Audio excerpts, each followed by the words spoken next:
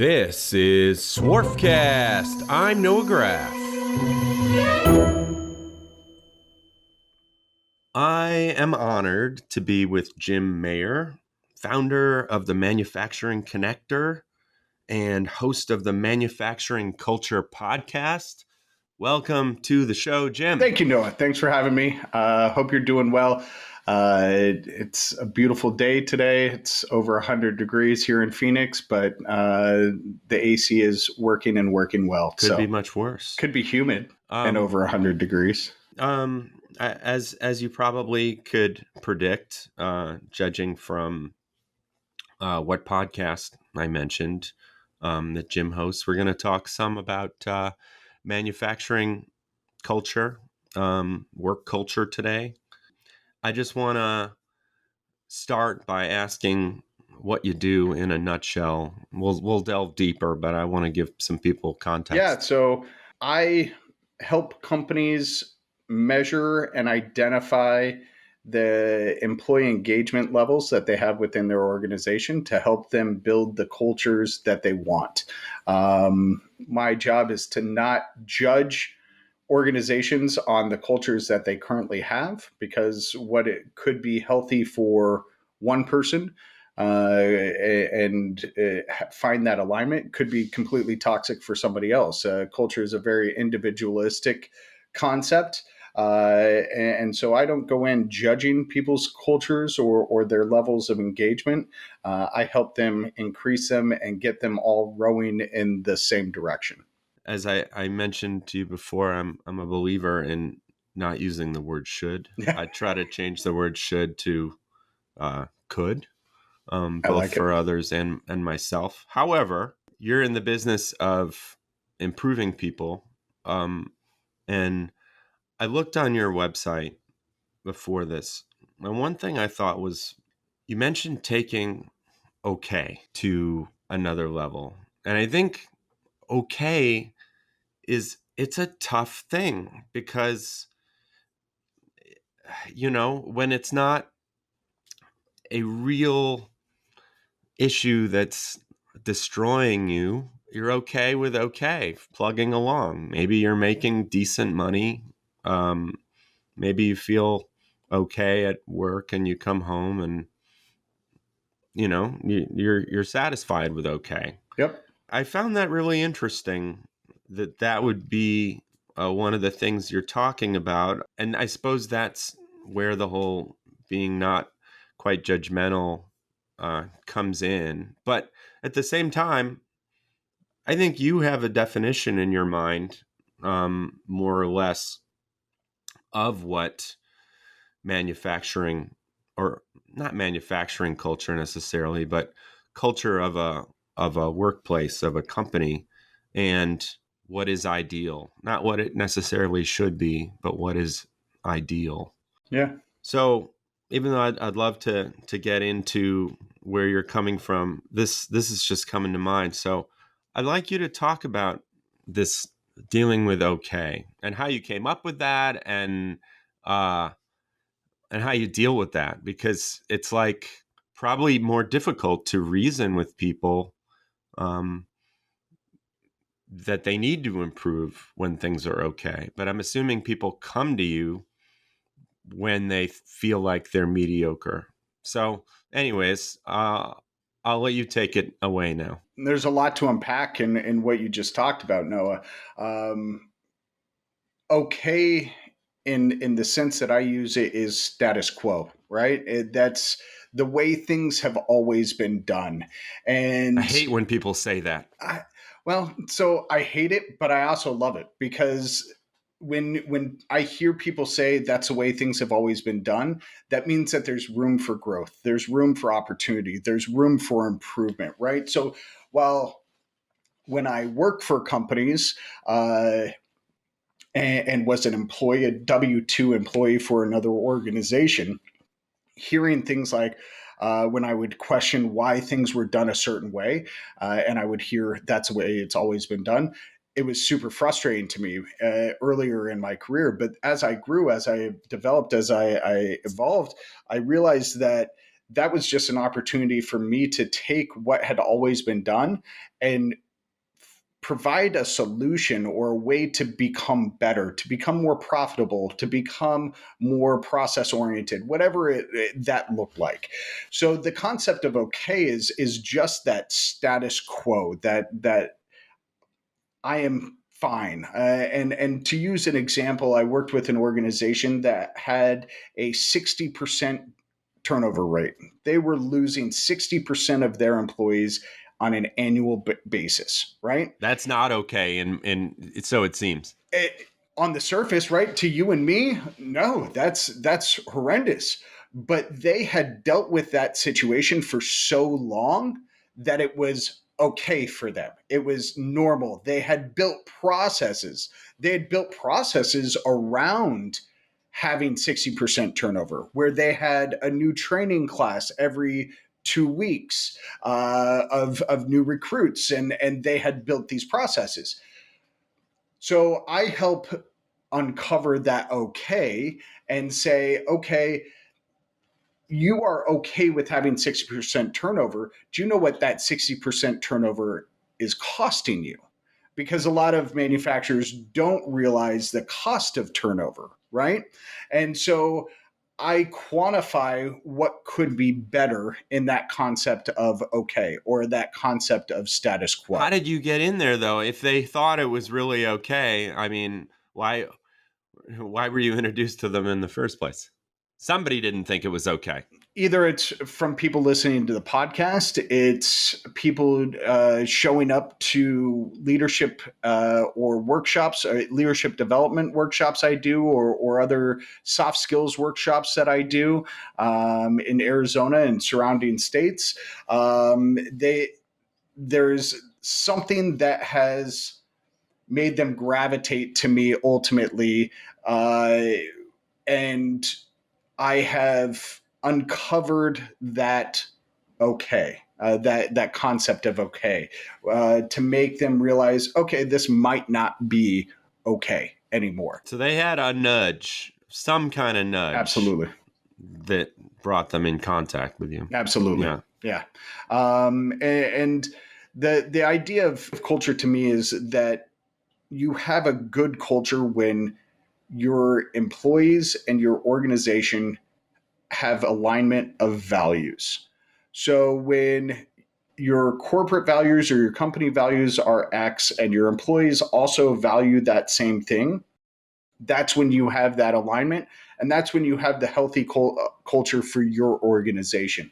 Again, it's individualistic because every employee is going to have their own values. Every organization is going to have their own values based on the values of top line leadership. So when you have that full alignment, that's when you have a healthy culture. That's why it's not my job to judge, because what I value may be different than what that company values or what the employees value.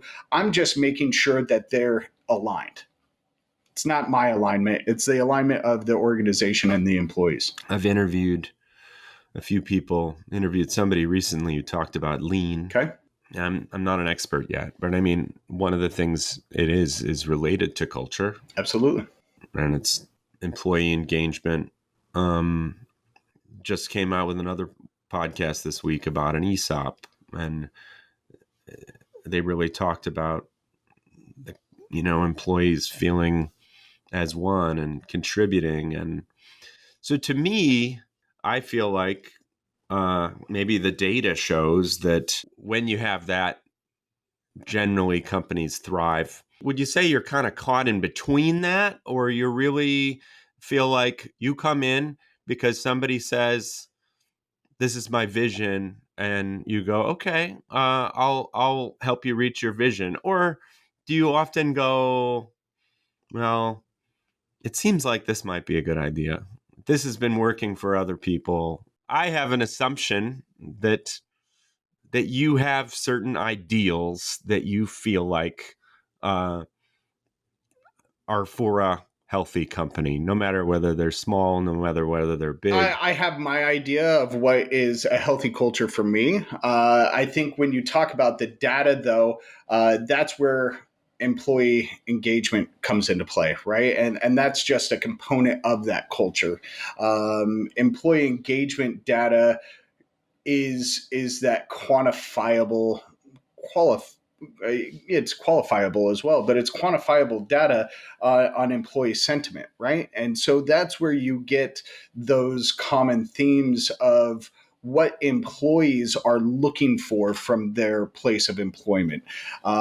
So I have, over the last 6 years, gotten results from 218 employee engagement surveys. Wow. And so I have 10 things that employees are typically feeling over the last 6 years. Employers have done really well. And I have 10 things that employees feel that their employers have not done well, right?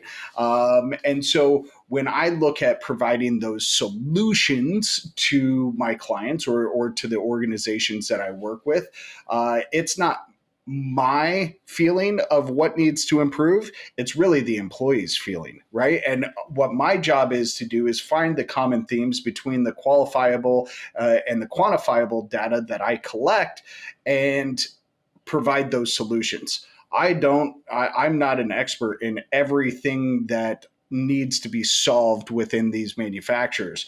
And that's why my company is called the Manufacturing Connector. I do my survey and then I connect manufacturers with the solutions that fit what they are looking to achieve, right? So, for example, I just in the last couple of weeks have done an assessment. It's a 2-day assessment at a manufacturer here in the Phoenix metro area. They had a strong feeling that the employees strong feeling that they don't have the right tools for to do their job, right? And that means they don't feel like they have the right software, they don't feel like they have the right machine tools, and they can never find the cutting tools that they need when they need it. They also felt like their manager doesn't walk the walk, right? So how do you then develop leaders internally to help them walk the walk? Not easy. It's not easy. Another thing was Particularly if they don't want to buy in, or absolutely, if some of the people don't want to buy in. absolutely. So that's just there are common themes that come out through having conversations with people and then conducting the actual survey itself to get that hard data. There are common themes that come up, and that's how I then create that success checklist for the companies that I work with. The companies that I work with that are able to check off every single one of their success checklists, they typically have a 40% reduction in turnover and Wow. a increase of about 26% of revenue per employee. So they're not only getting more out of the employees that they have, but they're turning over their employees less. So that means their bottom line is easily able to grow, right? And they're seeing more profitability, but they're doing it from a human-centric model where they're putting the people first. That employee sentiment is what is driving the decision making within the organization, which then in turn drives higher profitability for the organization. Before we go any further, I want to get just a little context of you. Give me your 5-minute bio.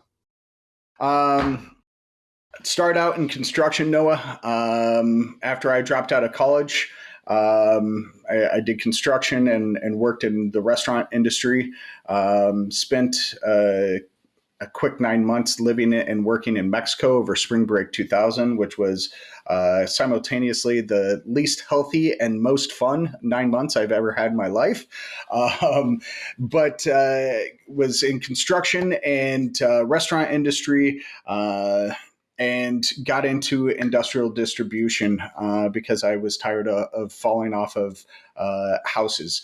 And so when I was in industrial distribution, I walked into my first machine shop and absolutely fell in love with the environment. the sights, the sounds, the smells, but most importantly, the people. The people, they felt like my people. They were construction workers that weren't sweating and freezing outside. They were working in a climate-controlled environment, but they were craftsmen in their own right. And And you didn't feel that way with construction workers. You just felt like you guys were robots out there. oh no, I love construction. I still love construction. I love the construction industry, but the way that manufacturing touches every component of everyday life is really what drew me to the industry, right? Construction, yeah, I mean, we all have houses and offices and all that kind of fun stuff, but it takes the manufacturers of this world to make the computer that you and I are talking on, the microphone, the hat that I'm wearing, the clothing, the desk, everything that I come in contact with every day, a manufacturer has created, right? This wasn't created by me. It wasn't created by robots. So I really was drawn to that because I loved creating the things that people lived in. But then I found that this industry called manufacturing was creating everything around me. And so it really, like, just being part of those processes was great. And so I really dove headfirst. That's something I try to tell myself every day, is to be mindful of all the great things in life. But I'm really glad that you reminded me of that, because sometimes, you know, not to bring this back to me, but It's your uh, show. You can bring I, whatever you want back to you, man. well, I know, but you are the featured guest, and my take on it is, I buy and sell used machinery, used machine tools, to take stuff out of metal and make something out of it. But so often I just get distracted with, I'm going to buy this for $1,000 and try to sell it for 1,500. And I don't think as much about the people and what it's making. And I'm appreciative that you reminded me of that. Yeah, well, thank you, and I'm glad to be that reminder. I mean, everybody needs that reminder every once in a while, whether it's you or myself. I mean, there are days that I forget why I'm doing what I'm doing, and I have to be reminded of that. Manufacturing, the people behind this industry. Um, you know this industry, other skilled trades were really the foundation, Noah, to the middle class, and the middle class that I grew up knowing. That you and I are similar in age, I think, but that you How old are you? 45. Okay. Yeah, I'm 44. Yeah. Yeah. So we had this middle class growing up, and when manufacturing left city centers, right? When manufacturing left, the rural areas, when manufacturing decimated economies, you can see that direct correlation between manufacturing job shrinkage in the U.S. and a shrinkage of the middle class. And so my love, I find the technology interesting, right? The things that you sell, the machines that are built, the automation systems that are built, the robotics that are built, I find them all fascinating. But every single one of them has had either a human touch it at one point, or has is reliant on human interaction, right? There are no machine tools that I know that can program themselves, that are able to run asynchronously, and It's coming. it's coming for sure, and it needs to come because we don't have enough people in the industry. But to my knowledge, everything at some point is touched by human hands somewhere in the process. It doesn't mean that there aren't automated processes in machining and things of that nature, but the humans and their stories and what drove them into this industry is really what drives me every day. I like that you're getting really into the essence. I interviewed this guy one of my favorite interviews was with a guy who makes $70,000 watches, and he uses very old machinery and like the highest tech machinery possible. But this guy, he's very religious. He's a religious Jew, and he defines what he makes as beautiful toys for rich people. It says, if I had this kind of money, I would go and buy a machine. But what he said was that, in the end, it's all made by God. I thought was really fascinating, particularly as somebody who's selling Absolutely. $70,000 watches And making them. and making them. Yeah, I mean, his thing is that he's making them from scratch. Okay, so you worked in manufacturing, and then you heard a lot of that's the way we've always done things. Then how did you get from there to becoming a coach? You consider yourself a coach. That's one of your main titles. Yeah. I mean, when I registered for trade shows, I never know what to put as my title. Owner, it sounds pretentious because what am I? I own a company of one. What am I, a president? I don't think so. So I always put manufacturing advocate because that's really what my title is to me. That's my role is I advocate for manufacturing and advocate for the people of manufacturing. So going from industrial distribution, I went and worked for OEMs. I worked in the nonprofit space, but continually heard a couple of things. A, that's the way it's always been done, and B, we can't find anybody who wants to work. And so, as part of my MBA, my capstone for my MBA, I created this employee engagement survey. And so 2 years later, I was able to launch it as kind of a side gig and start collecting survey responses. And this was in 2018. Yeah, it was something I didn't provide any insights for people who bought the survey link at the time. I simply would provide them a survey link and give them the data back on what their employee engagement levels were. And then in 2022, I was fortunate enough to start my company, go full time in it. 2022. And I made every mistake possible, Noah. What are some of the key mistakes? First of all, I called myself a cultural consultant, and what I've found over 2.5 years there are two words that every manufacturer hates, and the first one's consultant, and the second one is culture.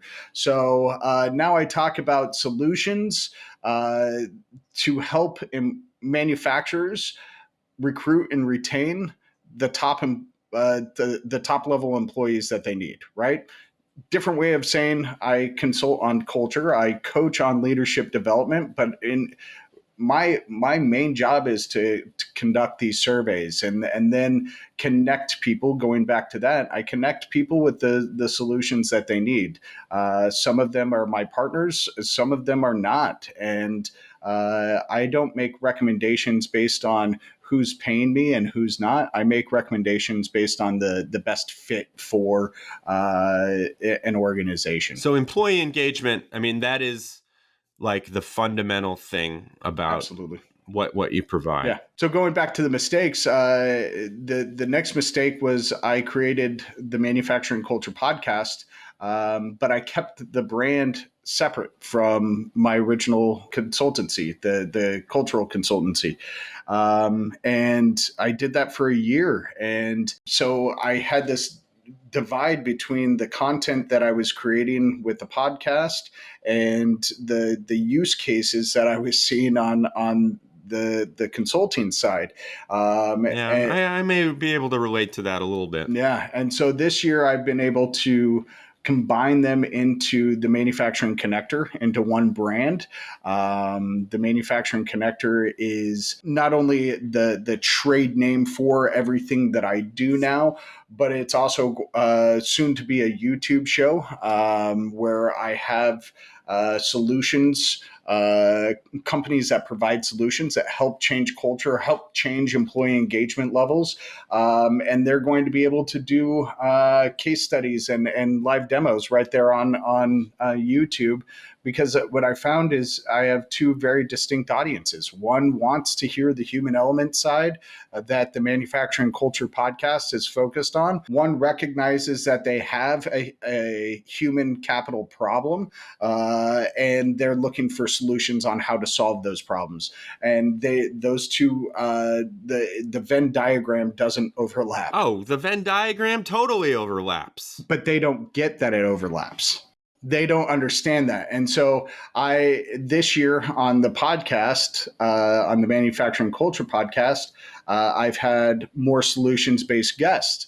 And those solution-based guests, the episodes, I haven't seen a drop in download numbers, but what I have seen is the returning users or the returning listeners. Right. And that's very intelligent to look at. Because your idea of having connection in your title is really good, because people are just constantly looking for connection. When you look at the data from trade associations, right, and what value their members find out of their membership, it's connection, it's networking. That's always the number one answer, right? And so to your point, that's part of why I put that word in the trade name of Manufacturing Connector. This is what people are looking for. They want those connections. I'm not saying I have the most robust network. I have a good network. But my network may know somebody who is the best fit for somebody, right? And if I can make those connections, that's really what my place in this industry is. If you listen to a few of my podcast episodes, you'll know that all I can talk about is serendipity. Probably annoys some people, but other people like it.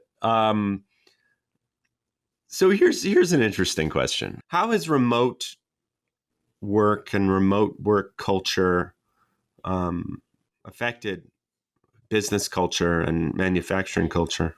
Yeah, so I'm assuming that's something that people consult you on, right? Yeah, absolutely. And typically, what I find with the shops that I work with is when I walk in the door, remote work is not accepted. Of course, your folks out on the shop floor can't be remote, but they can have flexible hours. They can have hours that are more flexible to their lifestyle, their own work-life balance needs. Right, and that's something that's kind of become more illuminated after the apocalypse. Absolutely. A couple of years ago, people didn't even fathom it. Yep. Probably. Yep. And because they think if I can't work remotely, at least why couldn't I at least have more of a life? Yep. And why couldn't I come in at 4 instead of 6 and be done with my day at 2? I could get 10 hours done by 2, be able to get home or pick up my kids from school or whatever the case may be, right? It all comes down to what that individual is looking for. But remote culture in manufacturing can thrive. It's just a matter of trust is really the foundation of why it doesn't work. Our leadership in this industry is so conditioned to have eyes on processes, have eyes on the people who are part of the processes, that when they aren't able to have eyes on somebody, the trust just isn't there that they're getting their job done. But you look at some of the roles within our companies. Because it's how it's always been done. Exactly. Going back to it. But when you look at some of the roles within these companies, right? estimating, quoting, that can be done remotely. You're getting a set of drawings, a set of prints. You can do that job remotely.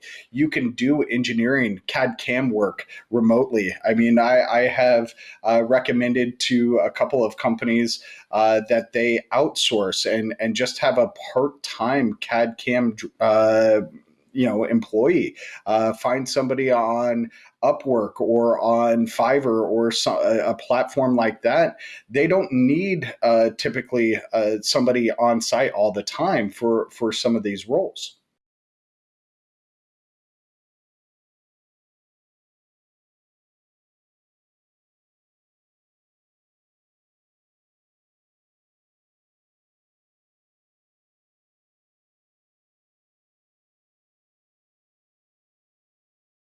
I use Upwork for my editing for the podcast. I use Upwork for a virtual assistant. Um, in these cases, it does not influence the culture of the company. If nothing else, I mean, I suppose it might make certain people happy that they don't have to do certain things that they might not want to do. That would be one of your main reasons to recommend that, to just like get rid of some busy work so people have feel better at work. Well, That's why you'd recommend that. yeah, yes. Again, it all comes down to values, right? So if an organization values, emotional, emotional and physical health and wellness, then yeah, it look at different ways that you can provide a different job, a different place of employment for the people who work for you. If it's looking at their job descriptions and what are some tedious, repetitive tasks that are getting in the way of you truly being great? Is it something that you can hire somebody below that person or lateral to that person, or is it something that you can outsource the work? Right? Not all work needs to happen in house at all times. Okay. Let's go to a few other takeaways. Advice for the home gamers out there who aren't hiring you to come in and do an assessment. Somebody goes, I think my culture sucks, or I think my culture is just okay. I think my engagement is just okay. What are some quick hacks or some things that they can at least start doing to lay the foundation? Yeah. Trust is the ultimate foundation to everything, right? And I can't go in and do my assessment without a foundation of trust, which is why I do the survey on day 2. I spend day 1 building credibility and building trust with the employees within the companies that I work with. So for those owners that are looking to improve their employee engagement, improve the trust, and really start to learn from their employees what they could be doing better, they have to build that foundation of trust. And that's really walking the walk, doing what you say you're going to do, and forcing. So what would be an example of that? What's a thing that you can say, I'm going to do this, and you're going to gain credibility and respect? If you're having a team meeting with your employees and you say, "Hey, I'm going to get you X, Y, or Z," make sure you get that right. Come through, walk the walk, do the things that you Such say. as what's X, Y, or Z? Well, I mean, it could be as little as I'm going to provide a new learning and development pathway for you, right? Or we're going to start really diving into your last performance review, because I want to help you get from your current score of a 3 on this area to a 5 on that area, right? And what are the gaps that you have there, and how do we get you making more money? How do we tie your performance to your pay? How do you make sure that you're truly feeling like you have a pathway here? Things of that nature that are basic blocking and tackling, and people know these concepts, but a lot of them don't implement them in their companies. Okay, now I'm going to bring it back to me, because this is my chance to selfishly try to solve my own problems. So one thing I've wanted to do more at Graff-Pinkert is we don't have really any huddles, any meetings we had one the other day because we're doing this move, and I thought it was really a good thing. And also now we're going to have the added challenge of like we are going to have a separate office and a separate warehouse. Two people will be in the warehouse. Several of the people will kind of swing back and forth. For someone like me who wants to change this paradigm and get more meetings, I don't know, role play a little. Say you're me and you have 4 people in the office, including the owner, and then 2 people in the shop. It's difficult to just sort of change things around right away. And I tried to change the paradigm a little bit by getting a meeting where people were talking about our meeting or our move. And I thought that was sort of an interesting entree. But I mean, what do I have to do? Do I have to just say, hey, everybody, this is something we're going to start. We're going to start doing meetings. That takes some chutzpah, it takes some balls. I don't know, role play. What would you say? Well, I would say, start with a weekly meeting, right? But really define what that weekly meeting is designed to accomplish, right, ahead of time. Hey, team, we're going to have a weekly meeting where we talk about this week's wins, this week's failures, this week's lessons learned, whatever it looks like to you, right? But you have to have that defined ahead of time so that people don't walk into it thinking, why are we having this meeting? I have no idea, right? Because then you start off the meeting with them immediately on the defensive. But if you say, hey, team, every Friday from here on out, we're going to have a 10-minute stand-up meeting where we share our wins, we share our successes as an organization this week, we share our lessons learned, our opportunities, etc., and almost make it into a company-wide SWAT session, right? Where you rather than saying what's everybody working on, what's everybody dealing with. That's not what you. I mean, that's what I was expecting. No, people typically unless you are in a disjointed, more siloed organization, people know what other people are working on because they're all up or downstream from each other, right? So to some extent.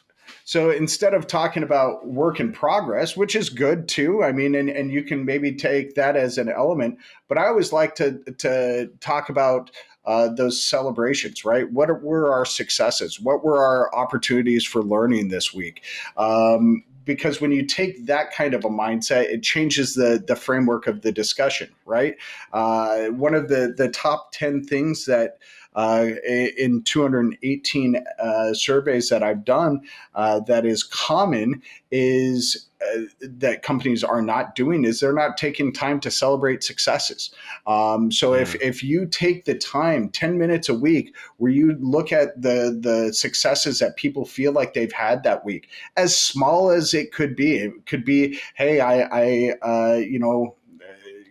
ordered the right machine for this client, or it could be as big as, we just won a $4 million deal, whatever. But just celebrate successes that people are having. But then also the way that you create a culture that values those people and values that learning and development is asking them, and what were your failures and what did you learn, right? What were some of the misses we had this week and what did you learn from them? Because those companies that generally have healthier cultures don't view failure as a mistake. They view failure as an opportunity to grow. So talking about those wins, the victories and failures, and yeah. Because I was thinking it would be more like, all right, what's everybody working on? Then people feel like at least they're tapped into each other and they know they've been heard and they know what's going on with everything. Believe it or not, even in our tiny office. I feel like people don't know enough of that. Sure. But you think a good way to get started would be that. Yeah. So that's really interesting. Because then people can talk about what they're working on, right? When people talk about their successes, with their wins, their victories, as you put it, that then encourages them to talk about those things that they're working on. Hey, I've been working on this really big deal for the last month. Just got it over the line, and want to celebrate that with the team, right? That's a big deal. But then they're talking about their own processes, and it gives their counterparts or coworkers the ability to ask more questions about what it is that they do in the course of getting that deal. I just want to really thank you. I think that got some really good takeaways, and I really look forward to talking to you again. For everybody out there, tell them where they can find you, reach you, talk to you, etc. Well, first of all, Noah, thank you for having me on. This was a great conversation. I do look forward to having you on the Manufacturing Culture podcast and hearing more about your story. For those of you out there who are looking to get in contact with me, easiest way is to either find me on LinkedIn, Jim Mayer. I'm in a giant brass bathtub filled with orange ping pong balls because there are multiple Jim Mayers out there. So just look for the one with the orange ping pong balls. Or you can find me at themfgconnector.com. Two best places to find me. All right. Thank you, Jim. And I will talk to you soon on your podcast. Fantastic, Noah. Thanks. Have a great weekend.